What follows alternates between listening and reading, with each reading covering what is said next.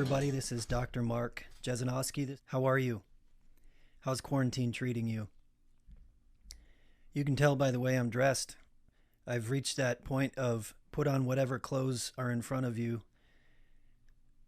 I might be a lumberjack. I might be a snowboarder. I might be a outdoor businessman. I don't know. We've all kind of settled into this rhythm of wearing our half PJs, a little bit of relaxation, a little rock and roll, a little business, casual. Anyway, how are you doing? How's the isolation treating you? I know in my work as a psychologist that one of the best ways to get people to change is to help them to be still.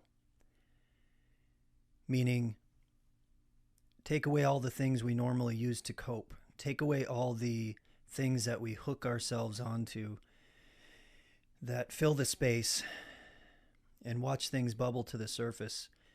And if you can teach someone, and I've been going through this, my own journey of this the past couple of years, but if you can really teach someone how to sit with all the impulses of the mind and body, the impulses that are based on our learning, our programming, our fears, all the interaction of all of our attachments. If you can be still and let things bubble to the surface and be willing to breathe and accept and observe and notice what is happening in your mind and body without necessarily acting it out, you can break through the illusion of your ego. You can break through the illusion of what neuroscientists might call the default mode network. Essentially, what is the autopilot that your brain goes to when you're not exhibiting focused attention? If you've listened to this podcast before, you know that I mention this a lot, but I think repetition is good, and I think that we as human beings, we are built to learn automatically from experience. Our brain and body are designed to remember things that are really, really important for survival. The important thing to realize is that's not an objective thing. In other words, our brain doesn't have a foundational formula that it uses to decide what is objectively threatening and what is not. These are based on our own unique experiences in our life. That's why trauma tends to bias these systems in our mind and body. You know, scary things that happen to us. We learn that certain things are scary that are not scary. I saw this Time magazine cover that I think sent me down this pathway today. I don't know. Before I start the podcast, I just kind of take a breath and hit record and see where we go. And I've noticed that if I can get out of my own way, that sometimes a little bit of truthiness will flow through. I just have to get my ego out of the way. So anyway, what I noticed is that this Time magazine cover was talking about the age of anxiety. And I just found myself being very annoyed by it because it was another article that puts forth the idea that things like anxiety, things like depression, are these problems that are out of our control that we need to get rid of or manage somehow. Not really informing us that anxiety is nothing more than a physiological response to perceived threat. It's an effort to gain control over perceived threat. And trying to bring myself back onto the line of thinking that I was on. You know, we're made to learn automatically from experience. We attach ourselves to rules of thinking and feeling and behaving over time that allow us to better navigate our life, but these rules are biased based on our own unique experiences. In other words, we react to stuff that's not actually threatening as if it's threatening. Just to cut to the chase, we will have an anxious response to stuff that is not actually threatening, but somewhere along the line, our bodies started to feel uncomfortable around certain people, places, and things. And then we started to wrap thoughts and ideas and beliefs around it. We wrap language around sensation.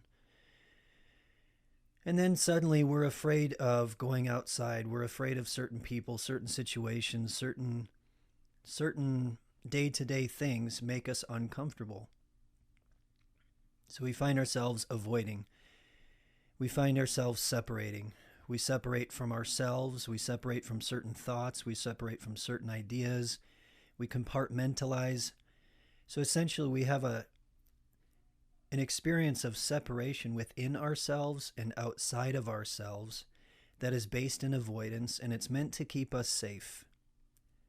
For the most part, that's an illusion. For the most part, we are reacting to and avoiding things that aren't actually dangerous or scary. That doesn't mean there aren't dangerous, scary things in the world. It means that we react to things that we have essentially been programmed through experience to react to. We associate the physiological experience of danger with people, places, and things.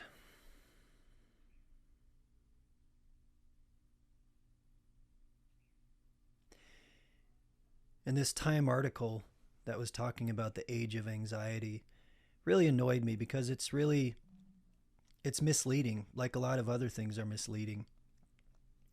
We live in this age of misinformation. We live in this time when, because we are so capable of mass communication, and any individual person can create a website, basically can create information and put it online, we're so susceptible to the idiosyncratic perspectives of anybody. And then you attach that to certain power structures, and certain power structures start to manipulate our perception of reality. That's nothing new, but now it's just such a dynamic, fluid, real-time process to mislead people.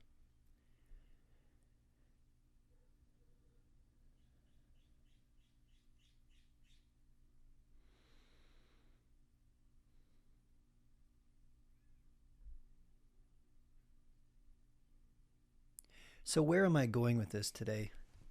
I notice in the past week there are just so many different pathways we could walk down together, so many things we could explore together.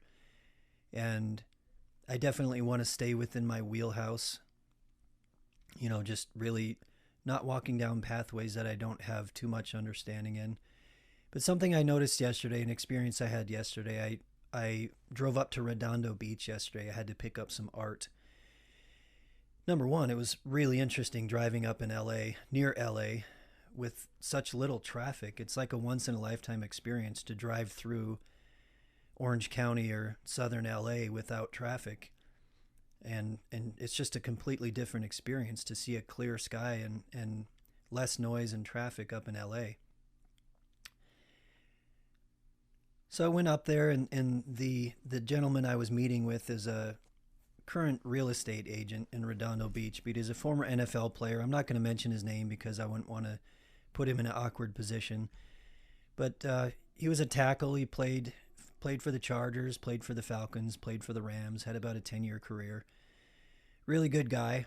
And we got to talking about CTE, chronic traumatic encephalopathy. Basically, if you get hit in the head too many times, repetitive hitting in the head, you get damage to your brain. And we were talking about his experience of dealing with the NFL and having multiple tests, test after test after test, to see if there's something wrong with his brain. And we know that you can't really tell definitively until someone is dead and you can cut open their brain and take a deep look at it. But we definitely have imaging tools now that can help us understand what parts of the brain are working properly and what parts of the brain are not. But I have a reason I'm going down this pathway that I'll tie some things together. So I'm talking with my friend about his experience of potential brain injury in the NFL. and his experience of going through this process of testing with the NFL. Like he said he has a network of about 4,000 other players that he interfaces with at any given time. And he's just astounded by how many of them are being denied the settlement from the NFL. So publicly, the NFL is making a big deal about trying to make things right with the players over the years.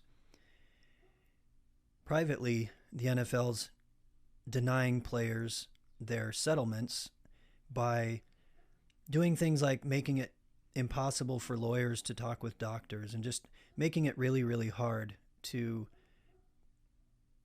fulfill the criteria that is required to get a settlement. And as I was talking to him, I was making this sort of connection to my experiences working with veterans, combat veterans, to working with combat veterans who go to war, who are clearly in a war zone, clearly around in the context of firefights and IEDs and mortars and explosives all the time, but just quite simply being in the experience of war, and who come home and have to spend months or years trying to prove that they were affected by war, trying to prove that they have a brain injury, trying to prove that their life has been dramatically altered by their experiences in war.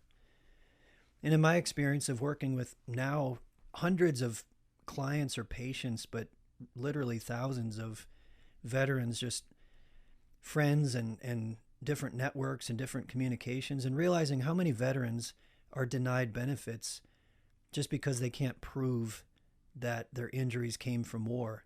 I had an experience recently where I sat in on I don't know if you'd call it a tribunal. It was a panel for a veteran friend of mine who served in Ramadi and Fallujah and was trying to essentially demonstrate that his symptoms of post-traumatic stress disorder, that his substance dependence and abuse, and that his traumatic brain injury was related to going to war in Ramadi and Fallujah during some of the worst times of the war in 2005, 2006. And I'm listening to a panel, I'm listening to a lieutenant colonel and a captain, and these highly educated individuals tried to discount the experiences of this infantry marine who clearly served in war and who clearly went from being a relatively normal, country boy that decided to join the Marine Corps to being someone who couldn't stay focused for more than 10 seconds at a time and who fell into substance abuse like a lot of other people, self-medicated. A lot of these guys that, the choice is, do I want to go get medicated by the VA or do I want to medicate myself? Do I want to wait in line for months and months and have to jump through hoops and have to go through the experience of being denied the services that are available to me? Or do I just want to go out and, score something and soothe my emotions right here and now because I'm in pain right here and right now? You can't expect someone in their early 20s or anybody who's in the throes of post-traumatic stress or dealing with the effects of traumatic brain injury, you cannot expect them to jump through hoop after hoop after hoop and wait and wait and wait for services for acute issues. So I'm talking to my friend yesterday, the former tackle in the NFL, and I'm making this kind of having this parallel thought process or observation of how the NFL is denying players the benefits that they say they're going to give them because they're looking for any way possible to deny them, using really arbitrary, half-assed criteria to decide whether they are actually injured or not. The criteria they use is it's just so weak, it's so minimal. And at the same time, making that parallel to combat veterans I work with who clearly served in war, who clearly were in the case of a lot of these guys I work with, whether they're Vietnam veterans or even some Korean War veterans or occasionally a World War II veteran, but mostly, of course, veterans from the last 20 years. And just watching these guys suffer day in and day out, needing service and being denied service by the entities that were created to provide them service.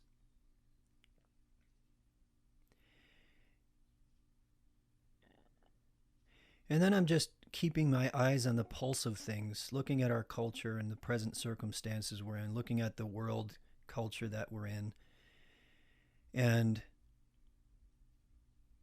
realizing how much we all are constantly interfacing with these entities of power that affect and influence our life. Realizing that we're all in a situation where we have this global shutdown. We have this shutdown in our country where the economy is shut down. And we're all in a position of feeling somewhat at the mercy to an entity of power that we don't trust. Feeling at the mercy to an entity of power that none of us trust anymore. I don't know anybody that trusts our government. I don't know anybody that trusts the politicians on the right or the left. That's unfortunate because I do think there are actually really good people sprinkled throughout, of course. But the norm, the system has been corrupted. And man, we could spend hours and hours and hours trying to dissect that. At the root, I think that we have completely just done away with common ethics and common values. There's just such a high degree of corruption.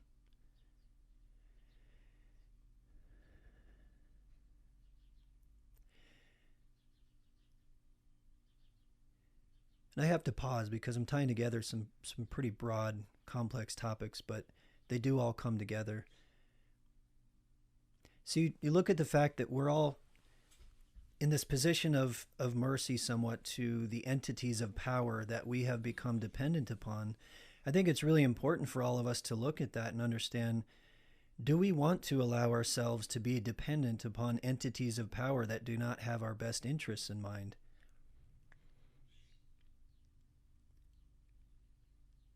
Why do we give so much power to these sort of oligarchical ruling class systems that provide us with entertainment and pseudo services and structures that we're supposed to follow,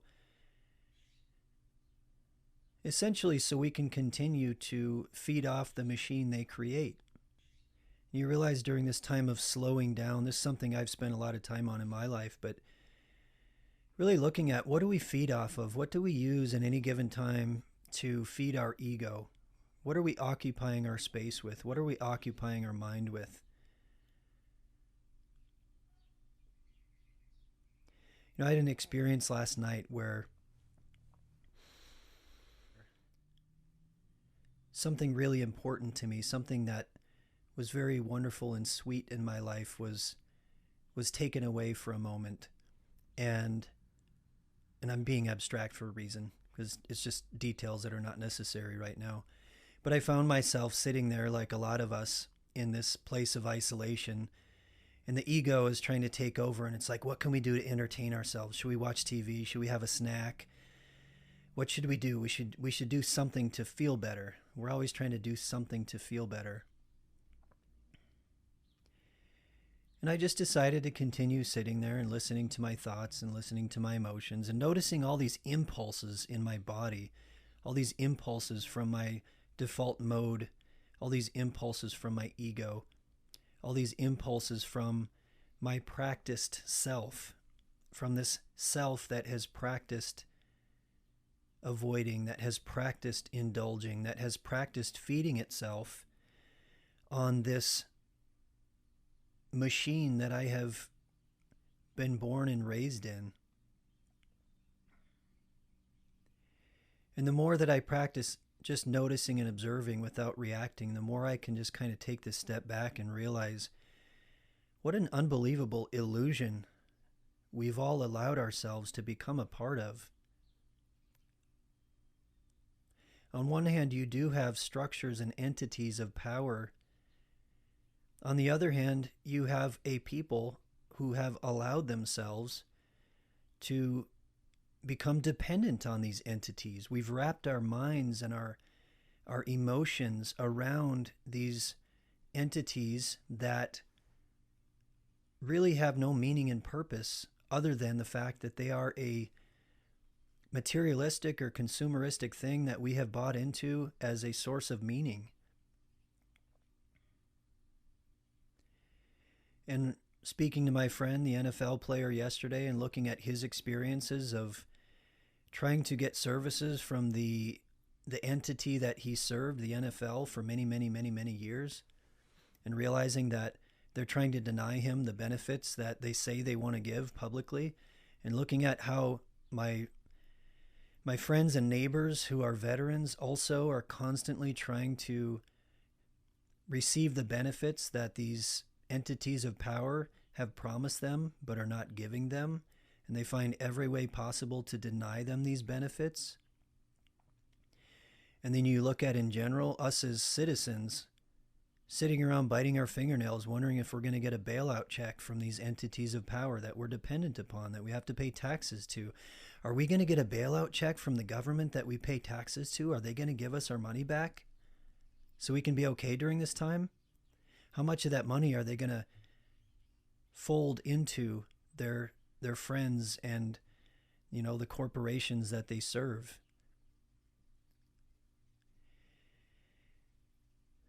And as I'm stumbling through this, and as I'm noticing all these things and noticing there's some like 100,000 foot perspectives that I think are really important to take from this. And we could go down the rabbit hole of analyzing all this in detail, but for now, I know you're all smart enough. You're going to think about these things on your own time. Number one,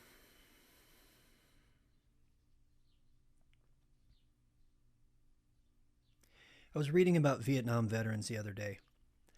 I was reading about how Vietnam veterans, one of the deepest injuries that Vietnam veterans experienced, which may come as a surprise to most people, it's not the PTSD they experienced in the jungles. It's not the traumatic brain injuries that no one even acknowledged back at that time. It's not necessarily even the fact that they watched their brothers die in the jungle. It's the fact that the system of power that they served totally and completely forgot about them. They felt used and abused by the system of power that they served. We grow up in a system of power that you could say it's a fairly masculinized form of energy. Now, for anyone that wants to react to that and start jumping on the identity politics bandwagon and say I'm trying to be a feminist or something, or just hit the pause button on your rhetoric for a second. We all have masculine energy. We all have feminine energy. Masculine energy is all about, they're both important. Just understand, masculine energy and feminine energy are both very important parts of us, very important parts of humanity. Masculine energy is about honing and shaping and controlling and being steadfast and strong. And we all need to be that at sometimes. And feminine energy is about flowing and adapting and creating and nurturing.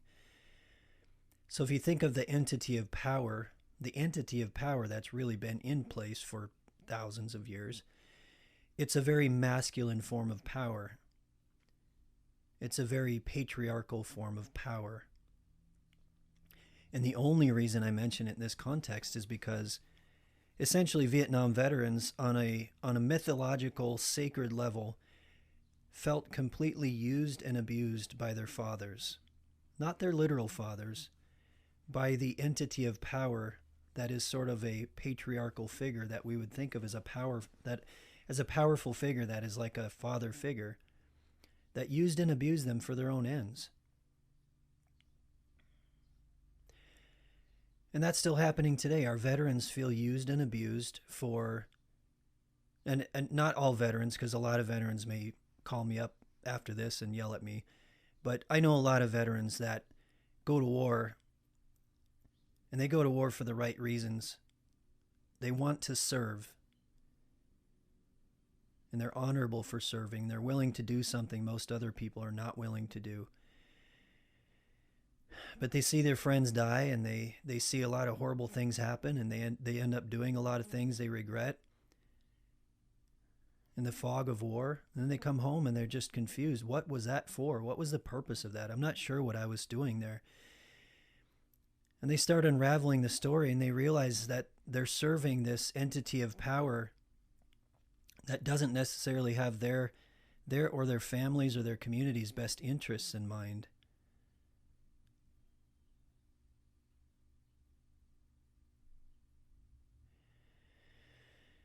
So here we are. We've been given this moment of stillness. And in this moment of stillness, some people are choosing to continue to try to avoid and run away and react and live from a place of fear. And we're sitting in our quarantine, doing whatever we can to avoid the present moment. And a whole lot of people out there are using this time to look a little deeper, are using this time to let go of things that we use to avoid and entertain and to cope, and to just sit with all the shit we've been running away from. A lot of people are taking a big step back. A lot of people are looking at this giant thing that we're all a part of and asking a lot of questions about, what have we bought into? What are we feeding off of? Why were we not prepared? Why does our medical system not seem to serve us in the way that it should? Why is our medical system more about profit than it is about service? Why do our veterans have to beg and wait to get services from the entities of power that promise them benefits if they would only serve them?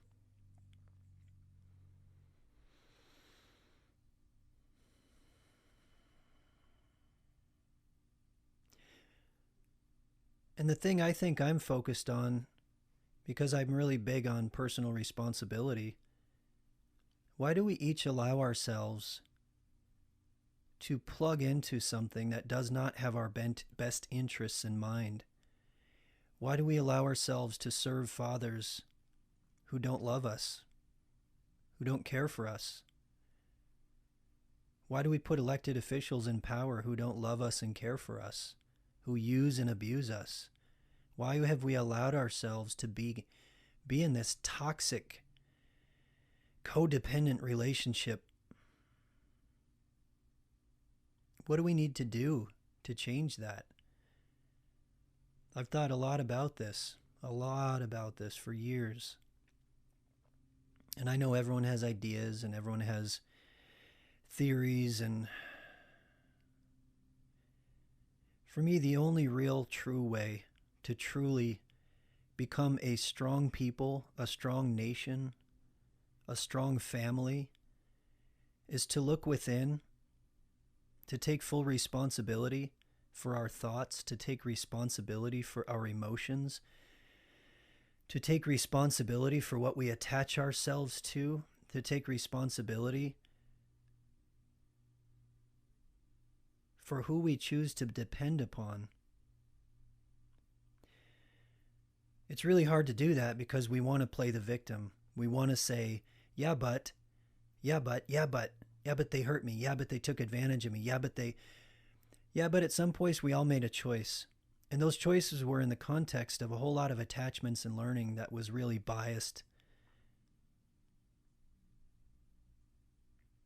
But the moment you become aware of it, the moment you realize, fuck, I've been tricked, I've been duped. We've all been duped. We've all allowed ourselves to plug into a system that does not serve us. We've all allowed ourselves to become part of we've all allowed ourselves to believe that these entities that we plug into are actually benevolent or good or okay. We've all allowed ourselves to plug into a system that does not have our best interests in mind. And now we're waiting on checks from this system of power that we employ, that we empower, that we collectively empower. And we collectively empower through our own ignorance and our own separation and our own attachment to ideas. We allow ourselves to become co-opted. We allow ourselves to become separated. We allow ourselves to be separated into tribes. We wrap ideas around emotions, and we point fingers at the other, and we say they are the problem, rather than recognizing that we are an insurance policy for systems of power that constantly use and abuse and manipulate us, constantly try to pull our hard earnings out of our pockets, find ways to do that, and tell us we'll be there for you when you need us. How is that not any different than organized crime? How is that not any different than, if you just do this thing for us, we'll be there for you when you need us? Are they there for us now? Do you feel like your government is there for you? Do you feel like your medical system is there for you? Now, this is debatable. This is debatable. My solution is to take full responsibility for your choices. Hard thing is that we're all so plugged in, given I'm talking to you through the internet. That's quite an irony, isn't it? So I think we're in a time we do have these tools available to us. We do have the ability as individuals to take full responsibility. And imagine a people who take full responsibility for themselves as individuals. Imagine people, and this is where I want to move it in a positive direction. The government is a fluid thing. The internet is a fluid thing. Everything is fluid. Everything is available. Everything is capable of being adapted, being changed. Whatever is feeding it does have the ability to change it. Change what you want. Change what you need. Change what you feed off of.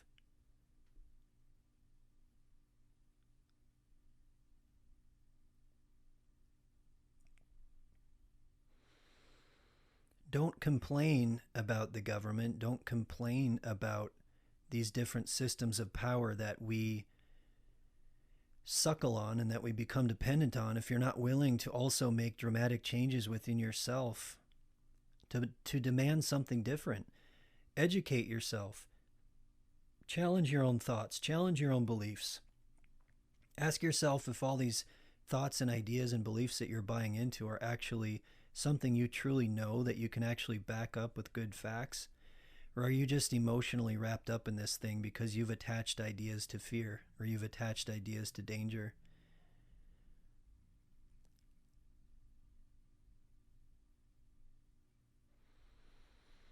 What do we need to do in this moment of quietude, in this moment of stillness? What can you do to let go of the things that you use to cope, to let go of the things that you use to entertain yourself, to fill the space? What can you do to allow yourself to be a little more still, a little more present, a little more self-sufficient?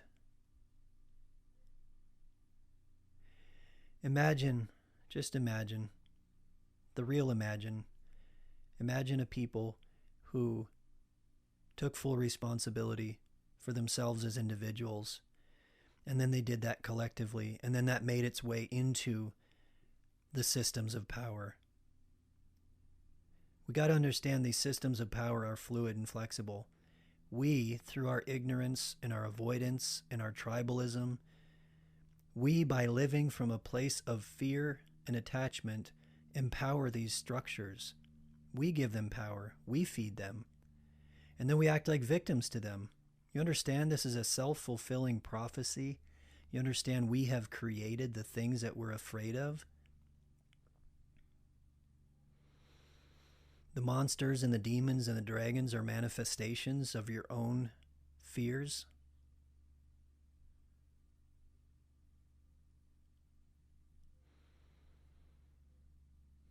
So to me, the answer is to slow down, to take a breath, to look within, to unplug,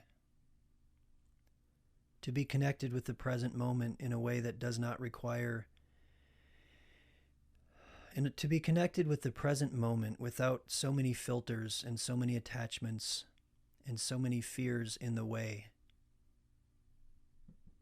To notice the sensations in your body and the thoughts in your mind purely for what they are. To not assume that your thoughts and feelings are correct, but to realize that they are sources of information, they're sources of wisdom that are helping you understand the way you perceive the present moment based upon your past experiences, based upon your past programming, based upon what you have been taught, what you have been fed, what you have had to adapt yourself to. See if you can connect with the present moment without bias, without fear, without judgment.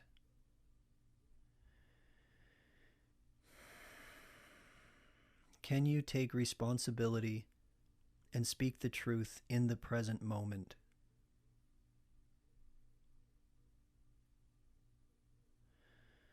That is where beauty is. That is where freedom is. That is where love is. Interestingly, when you clear the space of fear, when you clear the space of attachment, when you clear the space of all these stories that you've been telling yourself, that you've been fed, all that is left is, excuse me, is a desire to create, a desire to love, a desire to connect, a desire to be. Do you really all want to go back to the level of traffic we had before? Do you really want to go back to the level of attachment we had before? Do you really want to go back to distracting yourself to that degree? And the thought is, yeah, but, the economy, yeah, but. There's another way. There's other ways through this. Stop looking at the internet as a concrete. Stop looking at the internet or the government or the things that you have decided you're afraid of as these concrete things that can't change. These things are fluid. The internet is a fluid thing that is essentially, it's a manifestation of our collective consciousness, or rather, more correctly, our collective unconscious mind. We've created this stuff, folks. We have created this stuff collectively. We collectively buy into it. We collectively become dependent upon it. We manifest it out of our fears, out of our biases, out of the stories we tell ourselves. What would it be like to connect with the present moment perpetually without all the filters and attachments and stories? What would it be like to come to terms with your own fears? What would it be like to come to terms with yourself? What if we start to collectively manifest responsibility? What if we start to collectively manifest love?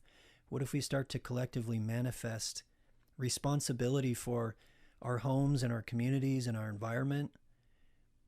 What if we collectively decide to live more symbiotically with this planet we call home instead of pillaging it, tearing it apart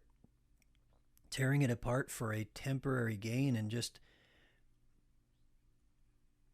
putting gas in our tanks and giant bonuses in the pockets of a handful of people? Why do we live that way? Makes no sense, really. Doesn't make sense. It's a very short-term way of thinking. It's a very finite way of thinking. It's a very finite game we're playing here. So let's play an infinite game. What do you truly love? What do you truly value? What has this time of stillness taught you? And how can you put that into action? I know I wandered today more than I usually do. You can tell that as I'm speaking, I'm looking for this shred of truth in my own attachments and the stories that I tell myself. What I'm really trying to do is to help you navigate your own mind and your own attachment and your own fears and ideas to get to some sort of basic, simple place of quietness. And I think that as we've been speaking here, we've gotten to sort of a basic, simple place of quietness. What do you want to create? What do we want to create? We can't do it if we continue to allow this amazing supercomputer up here in our head, this amazing vessel that we call home. We can't do it if we keep allowing ourselves to be co-opted by finite things that are based in finite results. Do you really want to spend your time giving this God-given supercomputer to some entity that just wants to feed off of you for temporary profit, temporary power, temporary gain? You have the power within yourselves to unplug, to focus on the present moment. Whatever you consume is where this thing will go. Just remember that. We all have personal responsibility. Whatever you choose to feed off of is what is going to grow. Whatever we choose to consume is what is going to grow. You want to consume more fear? You want to consume more hate? You want to consume more division? You want to consume more separateness? That's what we're going to create. But what this time has taught me is that we have the ability to do it different. I see so many people waking up. So many people learning that their thoughts and their beliefs and their fears and ideas are not true. They're just attachments. They're just stuff we've created. They're finite and temporary.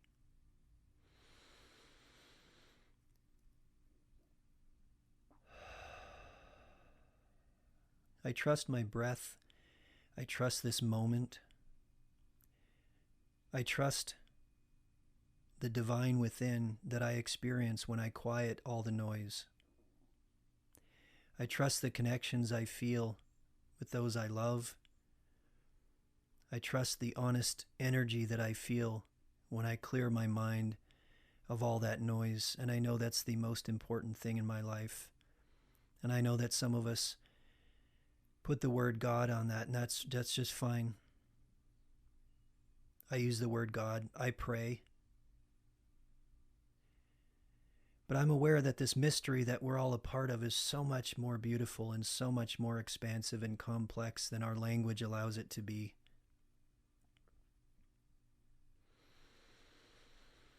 Maybe we can start realizing we are so much more than we have been told.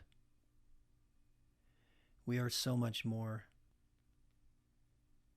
I love you, and I can say that very honestly. I hope you have a wonderful day. If you've listened this long, you've sure stumbled through this one with me today, and I appreciate you for that. Take some time today to slow down. I dare you to put your phone away for an entire day. I dare you to put your phone away for 2 days. Unplug from everything and be in the stillness and notice what your mind and body does. You know what it's going to do? It's going to freak out for a little bit. It's going to try to attach itself to stuff. It's going to try to latch on to stuff. And then, if you're willing to breathe through it, to not act out the impulses of your mind and body, eventually you'll come through it. It'll be like a sunrise. It'll be like a sunrise on your soul. And you'll stop trying to feed yourself with all these things that we have habituated. We have become habituated to our phones and to our TVs and to politics and power. What happens when you decide to unplug? You don't have to unplug forever. Clearly, I'm not unplugged in this moment. But start to realize that these things are tools. We get to decide what to do with these things. We can manifest what we want. If we're created in the image of God, then we are creators. We are all creators. We all have the ability to focus our mind and our imagination in a certain direction. Guess what? Our emotions will follow. Our energy will follow. We have an amazing power to change, and that starts within you. I love you. Have a great day. This is Dr. Mark Jesinoski. This is the Wizard Podcast. Take care, everybody.